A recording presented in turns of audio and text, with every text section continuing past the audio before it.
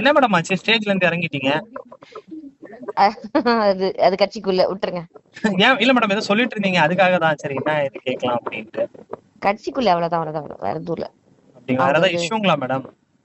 Issue இல்ல, ஆர்கனை நம்மளுக்கு organising மட்டும் இல்ல, வார்த்தைகள் விடுறாங்க, அதுக்கப்புறம் வந்து கை பிடிச்சு இழுக்கிறது, இதெல்லாம் நம்மளுக்கு வந்து ஆம்பளைங்க தொட்டா மட்டும் பிடிக்காது, பிள்ளைங்களும் எனக்கு தொட்டா பிடிக்காது.